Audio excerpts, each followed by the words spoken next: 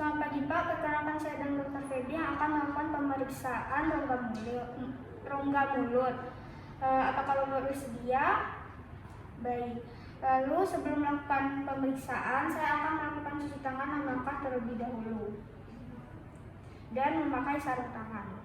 Lalu saya akan mempersiapkan alat-alat yang digunakan. Lalu jika pasien menggunakan alat bantu seperti gigi palsu, maka pasien diminta untuk melepaskannya terlebih dahulu.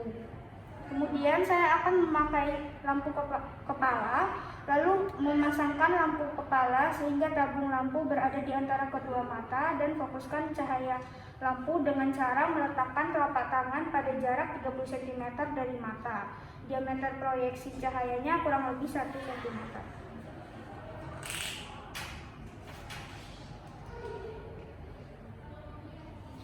Lalu saya akan melakukan inspeksi pada bibir, apakah didapatkannya ada luka ataupun ulkus, apakah adanya tanda infeksi, hiperemi, edema, deformitas, massa, bola ataupun vesikel. Baik Pak, normal ya. Baik, saya akan melakukan pemeriksaan pada mukosa oral dan gusi dengan bantuan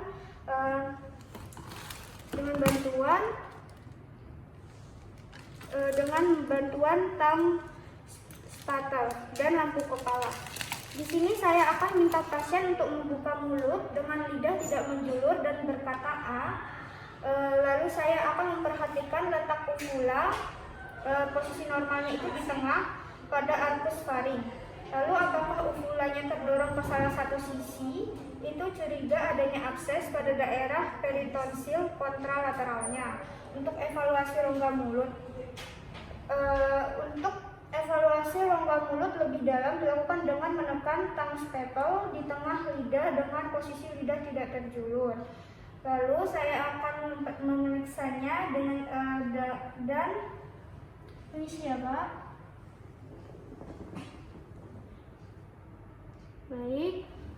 Setelah saya memperhatikan warnanya itu merah muda, lalu tidak ada ulcerasi, bercak dan nodul. Jika pada inspeksi ditemukan adanya benjolan, perhatikan apakah benjolannya tunggal ataupun multiple.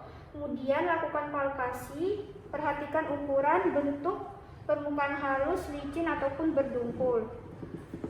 Konsistensinya juga, permukaannya, mobilitas, batas dan nyeri tekannya.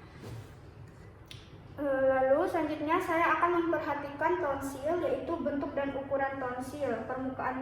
Permukaan tonsilnya halus atau kasar, kirikanya melebar atau tidak, lalu warna tonsilnya merah muda ataupun hiperemi, lalu apakah terdapat benda asing pada tonsil atau tidak, lalu selaput keputihan pada permukaan tonsil ataupun pseudomembran. Misi ya Pak. Baik. Lalu saya akan lakukan inspeksi pada gigi gerigi, apakah jumlah gigi lengkap, ada yang tanggal, lalu apakah ada terdapat karis atau gigi patah ataupun menggunakan gigi palsu. Bila menggunakan tang spatel logam dapat diketuk pada gigi gerigi untuk mengetahui apakah didapatkan keluhan nyeri ataupun ngilu saat diketuk. Bila iya, curiga adanya karis. Lakukan pemeriksaan gigi belakang atau bawah dengan menggunakan kaca mulut. Misi ya Pak.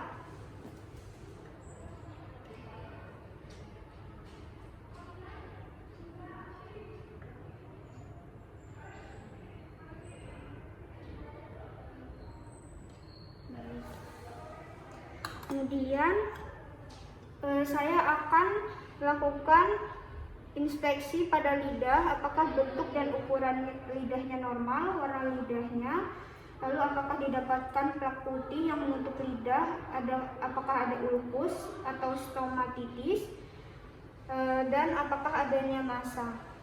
Di sini saya akan minta pasien untuk menjulurkan lidah dan lihat apakah didapatkan deviasi atau lidah miring ke salah satu sisi. Perhatikan apakah didapatkan adanya massa ataupun benjolan pada lidah. Bila ada, ukurannya berapa. Lalu permukaannya lalu permukaan benjolannya halus atau berbungkul, ataupun mudah berdarah. Lalu saya akan berikan rangsangan minimal pada faring pasien, kemudian perhatikan refleks muntah yang timbul. Permisi ya Pak, silakan menunjukkan. Permisi ya. Baik. Baik Pak, pemeriksaan telah selesai. Saya akan melepaskan sarung tangan dan cuci tangan 6 langkah kembali. Baik Pak, dari pemeriksaan hari ini semuanya normal. Terima kasih ya Pak.